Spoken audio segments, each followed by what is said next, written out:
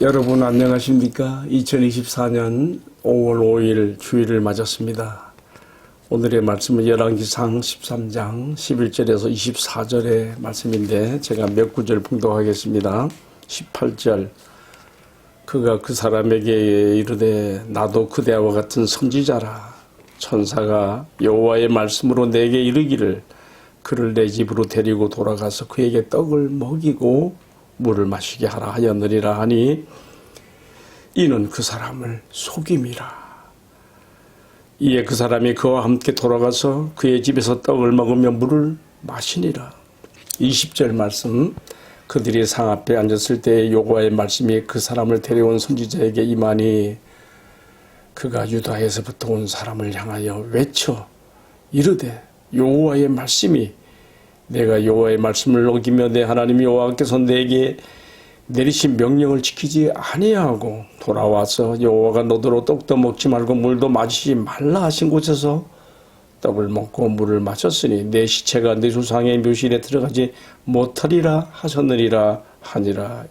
마지막 24절 이에 그 사람이 가더니 사자가 길에서 그를 만나 물어 죽이매 그의 시체가 길에 버림받으니 나귀는 그 곁에 서 있고 사자도 그 시체 곁에 서 있더라. 아멘. 방금 봉독한 이 말씀을 가지고 거짓 신비주의 조심하기라는 제목으로 말씀을 나누겠습니다. 오늘이 2024년 5월 5일 어린이 주일인데요. 우리 어린이들에게 집에 가정의 자녀들에게 우리가 남길 수 있는 가장 좋은 신앙의 유산은 뭐겠습니까?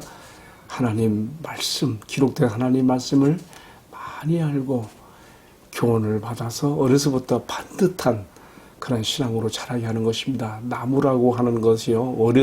아직 어린 나무일 때 꼴을 잡아줘서 아주 멋진 나무로 자라는 것처럼 아직 자신의 가치관이 형성되지 않은 어린이들의 심령 가운데 우리 집의 자녀들의 심령에 하나님의 말씀으로 교훈과 책망과 바르게 함과 의로 교육하기에 유익한 이 말씀을 통해서 바르게 세워져 이 땅에 이 사악하고 죄악이 고난한 이 세상 속에서 하나님의 사람들로 말씀에 든든히 선 하나님의 사람들로 아름답게 쓰임받는 가정의 자녀들 되기를 축복합니다. 이제 오늘 말씀으로 들어가겠습니다.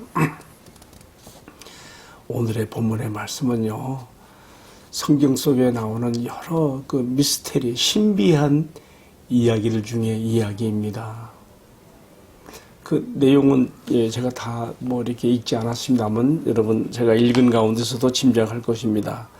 바로 앞선 말씀에서는요, 유다에서 베들로 온 한 무명의 선지자가 여로보암과 그가 만든 베들의 우상의 제단을 향해서 저주하고 이 저주한 그대로 제단이 지진으로서 파괴되면서 거기서 재가 막 흘러서 나오고 또 이 하나님의 사람을 잡으라고 하는 여로보암 왕의 손이 그대로 말라지는 그런 역사가 있었지요. 이 여로보암이 그제서야 하나님의 종과 그 말씀의 권위를 인정하고 나의 이 손이 다시 성하게 달라고 기도를 부탁하지요. 그래서 선지자가 기도해서 다시 성하게 되기도 합니다. 어쨌든 앞전 말씀에서는 유다에서 베들로 온 한 무명의 선지자에게 초점이 맞춰져 있습니다. 근데 오늘 본문의 말씀은요. 그 우상의 도시 베델에 살고 있으면서도 이 여로보암 왕의 우상 숭배 정책에 대해서 아무런 저항도 하지 못하고 어쩌면 영적 굴욕감을 느끼며 살았던 한 늙은 선지자에게로 초점이 모아져 있습니다. 이 늙은 선지자는 자기의 아들들을 통해서 그날 베델의 그 우상 숭배의 제단에서 있었던 그 일을 유다에서 올라온 하나님의 사람 선지자가 했던 일과 그가 한 말들을 또 거기서 벌어진 일들을 자식들을 통해서 듣게 됩니다. 그리고 이 늙은 선지자는 그 말을 듣고 나귀를 타고 그 유다에서 온 선지자를 찾으러 만나기 위해서 떠납니다. 그리고 정말 상수리 나무 아래 앉아있는 이 선지자를 만나게 되는 것이죠. 자, 여기서 한 가지 의문이 있습니다. 왜 이 베델의 늙은 선지자는 유다에서 온 이 하나님의 사람 선지자를 만나러 가고 싶었을까요? 그가 하나님의 영의 인도를 받은 것일까요? 아니면 호기심 때문에 그랬을까요? 아니면 제가 앞에서 말씀드린 것처럼 자신이 우상의 본거지인 베델에 사는 선지자이면서도 하나님의 신앙을 위해서 자신이 나서지 못하고 그저 침묵 가운데 영적으로 무기력하게 지내던 가운데 유다에서 온 한 무명의 선지자에 의해서 되어진 이런 일들을 보면서 그가 자격지심을 가지고 과연 이 선지자가 어떤 선지자인가 한번 내가 시험해 보리라 하고 찾아간 것은 아니었을까? 제가 지금 세 가지 의문을 말씀드렸어요. 첫 번째는 뭐였습니까? 그가 정말 하나님의 영의 인도를 받아서 찾아간 것인가? 두 번째는 단순한 호기심으로 찾아간 것인가? 아니면 베델이라는 우상의 도시에 살면서 자신이 침묵함으로 하지 못하고 있는 일을 대신한 이 유다에서 온 선지자에 대한 자격지심으로 그를 시험하기 위해 찾아간 것인가? 이 셋 중에 하나겠죠. 아무튼 오늘 우리가 읽은 말씀에는 이 이유가 써 있지 않습니다. 그래서 우리가 뭐 함부로 이러쿵저러쿵 말할 수는 없습니다. 그런데 분명한 한 가지가 있습니다. 이 유다에서 올라온 무명의 선지자가 여로보암 왕과 또 금송아지 형상에 있는 베델의 우상에 단해서 아주 놀라운 하나님의 역사와 능력을 나타내고 저주하며 예언했고 징조까지 나타냈습니다. 그런데 이렇게 큰 능력을 행하고 징조까지 보인 그리고 여로보암 왕을 위해서 기도하여 손을 다시금 신경마비된 것이 다시금 회복되기까지 한 이 하나님의 사람 선지자가 베델의 늙은 선지자에게 깜빡 속아서 그 늙은 선지자가 이끄는 대로 그의 베델에 있는 그의 집으로 가서 떡을 먹고 물을 마심으로써 그가 돌아가는 길에 사자에게 찢겨 죽임을 당한다고 하는 이 참 미스테리하고 좀 무섭기도 한 이 말씀이 오늘 우리 독자들에게 주는 아주 큰 교훈이 있다고 봅니다. 제가 크게 세 가지 생각했습니다. 첫 번째는요. 능력 중에 능력은 하나님의 말씀을 지키는 능력입니다. 유다에서 온 무명의 선지자는 여로보암과 그가 만든 우상의 단을 저주하고 그에 임할 징조까지도 다 보였지만은 그리고 또 여로보암 왕이 자신을 잡으라고 하는 그 손이 말라져서 회복되지 못한 것을 기도함으로 성하게 만들기까지 했지만은 그가 자신의 입에서 나온 말처럼 이곳에서는 떡도 먹지 말고 물도 마시지 말라는 주님의 말씀을 비록 그가 늙은 선지자에게 속아서 그렇게 했을지라도 말씀을 어긴 것 때문에 죽임을 당하게 되잖아요. 이것을 보면서 느끼는 게 있어요. 뭡니까? 하나님의 말씀을 지키는 그 능력은 내가 하나님의 초자연적인 역사를 일으키는 그러한 능력들보다 더 소중하고 중요한 것이라는 것을 우리가 하나님의 능력을 행하고서도 그 말씀을 지키지 못한 것 때문에 죽임을 당하는 이 하나님의 사람 무명의 선지자에게서 배우게 되는 것이죠. 여러분, 우리가 신앙생활 하다 보게 되면 주변에서 뭐 신유의 은사로 발휘하는 능력, 뭐 여러 가지 능력 행함들 많이 보지요. 그러나 그런 능력을 행하고서도 하나님 앞에 버려지는 경우가 있습니다. 오늘 본문에 나오는 이 베델에서 온 선지자가 너무 아까워요. 안타까워요. 얼마나 큰 능력을 행했습니까? 그러나 그는 자기 입에서 나온 그 하나님 말씀대로 지키지 못하고 속아서 저지른 일이지만 그가 결국은 사자에게 찢겨 죽임을 당하는 것을 우리가 보면서 정말 하나님의 말씀을 지키는 것이 얼마나 큰 능력인가 우리가 다시 한번 경각심을 갖는 것이죠. 자, 두 번째 배우는 교훈이 있습니다. 그것은 왜 주님께서는 그 선지자에게 이곳에서는 떡도 먹지 말고 물도 마시지 말라고 한 것일까요? 참 궁금해요. 별것도 아닌 떡을 먹고 물을 마신 것 때문에 죽임을 당하거든요. 근데 이곳에서가요. 이곳이 어디입니까? 바로 우상의 본거지인 베델. 네가 하나님의 말씀으로 경고하고 예언하고 저주하러 간 그 도시 베델에서 떡도 먹지 말고 물도 마시지 말라고 한 것이거든요. 자, 여러분, 우리가 여기서 생각할 것입니다. 정말 떡도 먹지 않고 물도 마시지 않는 것이 그렇게 생사를 가를 만큼 중대한 문제인가? 단순하게 그것만 생각하면 안 되죠. 바로 베델, 우상의 본거지가 된 베델에서 그렇게 하지 말라고 했던 것이죠. 여러분, 베델은 본래 어떤 곳입니까? 아브라함이 하나님의 부르심을 받아 가나안 땅에 들어와서 첫 번째로 단을 쌓은 곳이며, 또 이스라엘 12지파의 조상 야곱이 돌베개에 제단을 쌓았던 곳으로 아주 유명한 거룩한 성지 중의 성지가 아니겠습니까?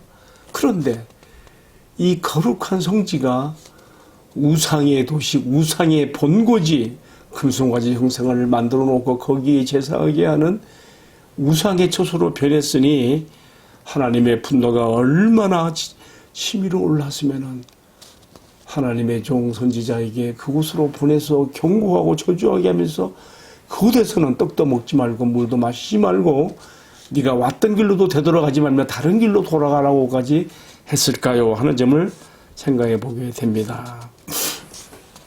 여러분, 우리가 보통 함께 먹고 마신다고 하는 것은 어떤 뜻이 있습니까? 예수님께서도 요한계시록 3장 20절에 볼지어다 내가 문 밖에 서서 두드리니 누구든지 내 음성을 듣고 문을 열면 내가 그에게 들어가 그로 더불어 먹고 그런 나로 더불어 먹으리라고 말씀하심으로써 먹고 마신다고 하는 것, 함께 먹고 마신다고 하는 것은 친밀한 사귐, 교통, 마음을 열고 함께 공유 나눈다는 거 아니겠습니까? 하나님께서 이 무명의 선지자 유다에서 올라온 이 하나님의 사람에게 그곳에서는, 베델에서는 우상숭배의 본고지 그 도시에서는 네가 떡도 먹지 말고 물도 마시지 말아야 된다고 하는 이 말씀 속에서 네 마음을 그곳에 열어서 그곳에 교류하고 교통하고 교제하는 일이 없어야 한다고 하는 뜻이 아니겠습니까? 오늘 이것은 또한 우리에게 큰 교훈을 주고 있습니다. 사도 바울은 고린도 교회에 보낸 편지에서 너희는 믿지 않는 자들과 멍에를 같이 하지 말라고 함으로써 믿는 자들과 함께 교통되어지는 가운데 우리가 영적인 손해를 보고 우리 영혼이 죽을 수도 있는, 죽임 당할 수 있다고 하는 것을 오늘 본문의 말씀에 비춰서도 우리가 함께 생각해 보게 되는 것이죠. 자, 오늘 이제 말씀의 마지막 세 번째 주제로 가봅니다. 저는 이 주제가 오늘 본문에서 가장 중요하다고 생각하는데요. 세 번째 주제는요, 거짓 신비주의를 조심하라는 것입니다. 베델의 늙은 선지자가 유다에서 온 하나님의 사람 곧 무명의 선지자를 사자에게 찢겨 죽이는 사지로 내몰게 된 것은 거짓 신비주의를 이용한 속임수였습니다. 그가 이렇게 말했습니다. 13장 18절에 나오지요. 나도 그대와 같은 선지자다. 그런데 천사가 나에게 여호와의 말씀으로 이르기를 그대를 너의 집으로 데려오고 와서 떡을 모이고 물을 마시우게 하라고 했다고 하는 거짓말을 전했을 때에 이 사람은 깜빡 속은 거예요. 앞서서 여로보암 왕이 이 무명의 선지자의 그 권위를 인정하고 그대는 나와 함께 가서 함께 떡도 먹고 물도 마시고 식사 대접을 하겠다고 하면서 큰 예물도 주겠다는 것을 다 거절했던 이 하나님의 사람 무명의 선지자가 이 베델의 늙은 선지자의 속임수에는 깜빡 넘어간 거예요. 천사가 나에게 말하기를, 하나님의 말, 여호와의 말씀으로 나에게 말하기를 너에게 이렇게 하라고 했다는 그 말에 깜빡 속은 것이죠. 여러분, 여기서 우리에게 주시는 교훈이 있습니다. 첫 번째는요, 하나님께서는 한 번 말씀하시고 그 말씀하신 바를 결코 변개치 않으시는 분이십니다. 이 유다에서 온 하나님의 사람에게 이곳에서는 떡도 먹지 말고 물도 마시지 말라고 하셨다면 그것은 끝까지 이 하나님의 사람 무명의 선지자가 마음에 담고 유다 지역으로 돌아갈 때까지 지켜야 될 말씀이었던 것입니다. 지금 중간에 이 늙은 선지자가 끼어들어서 속인 거예요. 그 하나님 말씀을 변개하고 그것을 버리고 자기 말을 따르도록 거기 속아 넘어갔어요. 하나님께서는 한 번 말씀하시고 그 말씀하신 바를 변개치 아니하신다. 그가 주신 기록된 말씀 그 밖에 넘어가서는 안 돼요. 자, 두 번째로 또 우리가 거짓 신비주의에 조심하게 생각해 볼 것은요, 아무리 능력의 종이라고 하여도 하나님 말씀에 어긋나게 말하면 절대 그를 믿어서는 안 되며 단호하게 배척해야 된다는 것입니다.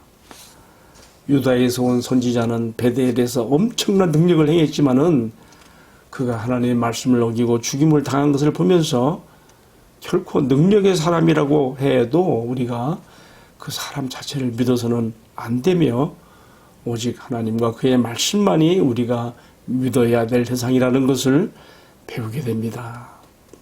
또 늙은 선지자를 통해서 보는 것이 있어요. 늙은 선지자의 속임에서 보는 것처럼 겉으로 보기에 아무리 경륜이 있고 노련하게 보이며 자칭 하나님의 사람이라고 하여도 쉽게 우리가 믿어주고 넘어가서는 안 된다는 것입니다. 오직 하나님과 그의 말씀만이 우리가 믿어야 될 대상인 것입니다. 사람을 믿고 의지하면 안 됩니다. 여러분, 결국 하나님께서는 우리가 하나님과 그의 말씀을 통한 신앙의 홀로 서기를 우리에게 여기서 말씀하고 있는 것이죠. 마지막 세 번째 하나 더 말씀이 있습니다. 아주 중요한 말씀이에요. 지금 우리가 오늘 말씀의 세 번째 주제로서 거짓 신비주의에 속지 않기에 대해서 말하고 있는데, 세 번째 생각해보는 교훈은요, 개인의 영혼과 교회를 죽일 수 있는 가장 무서운 사탄의 병기는 바로 이 거짓 신비주의의 미혹이라는 것입니다. 그렇게 베델에 와서 하나님의 말씀으로 태어나고 능력을 행하고 기도응답을 받았던 그 선지자조차도 하나님께서 한번 말씀하신 것에 바로 서지 못하고 이 베델의 늙은 선지자가 나도 같은 선지자라고 하면서 또 천사를 운운해 가면서 하나님의 말씀을 천사를 통해 받았다고 하면서 그렇게 신비주의로 접근했을 때 넘어가 버린 거예요. 여러분, 우리 주변에 하나님께서 나에게 말씀하셨다라고 하는 등 여러 가지로 우리의 마음을, 약간 우리 영혼을 휘어잡으려고 하는, 뺏으려고 하는 그러한 속임수가 있을 때 우리가 단호히 분별하고 배척해야 되는 것입니다. 이런 일들이 신약교에서도 많이 있었어요. 또 오늘 우리서도 마찬가지죠. 골로새서 2장 18절 말씀 보게 되면요, 사도 바울은 심지어 이 골로새 교회에 천사 숭배라고 하는 무서운 그러한 이단이 들어와 있고요, 천사가 전하는 말을 또 이렇게 운운하기도 하고 천사를 중보자로 생각하는 그런 잘못된 신앙에 빠져있는 그 교회를 향해서 단호하게 너희가 이런 거짓 신비주의에 빠지지 말라고 경고하는 것을 볼 수 있습니다. 저는 정말 생각할 때에 한 개인의 영혼과 교회를 무질서와 혼란 가운데 어둠 가운데 빠뜨릴 수 있는 가장 무서운 악한 영들의 그 병기가 바로 이 거짓 신비주의라고 봅니다. 어떤 사람이 기도 많이 한다고 하는 어떤 사람에게 찾아가서 마치 기독교 무당이죠. 그에 가서 어떤 말을 들으면 그 말을 교회 안에서 이렇게 속닥이는 거예요. 심지어는 우리 목사님이 어쩌고 저쩌고. 여러분 정말로 큰일 날 일입니다. 하나님의 교회 안에서 바울이 고린도 교회 성도들에게 은사의 활용에 대해서 말한 것처럼 정말 은사의 활용을 공동체 안에서 질서 있게 해야지 어디 기도 많이 한다고 하면서 혼자 점집 차리듯 그렇게 애용기도 해주고 신령하다고 하면서 사람들을 미혹하여 기도받으러 오게 만든 그런 데 가서 상담을 받고 기도받고 하면 안 됩니다. 그런 데 가서 들은 말 가지고 교회 가서 함부로 말하면 그것은 말이 앞잡이 노도하게 되는 도구가 되는 것입니다. 여러분 절대 거짓 신비주의의 미혹에 빠지지 말기를 정말 여러분들에게 당부합니다. 오죽하면 유다에서 온 하나님의 사람, 무명의 선지자가 우상 숭배의 본거지 베델에서 위대한 하나님의 역사를 일으키고서도 그가 거짓 신비주의 말에 속아서 자신이 사자에게 찢겨 죽임을 당하는 그런 결과의 그 이야기가 왜 여기 열왕기상 13장에 써 있는가 말해요. 여러분, 저는 오늘 말씀을 묵상하면서 왜 하나님께서 이 미스테리한 이야기를 여기 열왕기상 13장에 남겨주셔서 우리 오고 오는 모든 시대의 교회와 성도들에게 무슨 교훈을 주시려고 이 말씀을 이렇게 기록되게 했을까? 많이 생각해 봤어요. 오늘 제가 크게 주제 3가지를 말했는데 그래서 결론으로 말하는 것은 이겁니다. 거짓 신비주의의 영향력에 속아서 넘어질 위험이 너무나 크니 아예 그런 데는 얼씬도 하지 말고 기도 기르지 않고 막을 것이며 오직 바울이 이 고린도 교회를 향해 말했던 것처럼 기록된 말씀 밖으로 넘어가지 말라고 하는 것에 오늘의 말씀의 결론과 적용으로 삼고 싶습니다. 그가 이렇게 말했습니다. 이는 너희로 기록된 말씀 밖으로 넘어가지 말라 한 것을 우리에게서 배워서 서로 대적하여 교만한 마음을 가지지 말게 하려 함이라. 아멘. 고린도전서 4장 6절의 말씀이었습니다. 함께 기도하겠습니다. 주님, 오늘 우리 자신들의 영혼과 우리 교회를 물질서와 혼란 가운데 빠뜨리며 영적으로 죽이게 만드는 거짓 신비주의가 얼마나 많은지 모르겠습니다. 현대인들이 이성과 과학주의로 나가는 것 때문에 초자연적인 신비가 많이 사모되고 또 그런 것들을 그리워하고 찾고 구하다 보니까 자칫 거짓 신비주의의 유혹에 넘어가서 우리 영혼을 죽이고 교회를 혼란에 빠뜨리는 일도 생기는 것을 봅니다. 주님, 우리에게 가르쳐 주신 대로 한 번 말씀하시고 결코 변개치 아니하시는 주님의 말씀, 기록된 말씀의 토 위에 우리의 신앙의 기초를 든든히 세우고 이 혼란한 시대의 거짓 신비주의에 속지 않으며 바른 믿음과 또 바른 생활과 바른 신앙으로 자신들을 지켜갈 수 있게 하여 주옵소서. 이 모든 말씀을 우리들의 존귀하신 주님 예수 그리스도의 이름으로 기도하옵나이다. 아멘. 예, 여러분 감사합니다. 오늘 주신 말씀 잘 경청해 주셔서 감사합니다. 이 말씀을 평생의 마음에 잘 새겨서 흔들리지 않는 굳굳한 신앙으로 살아가시기를 주님의 이름으로 축복합니다. 아멘.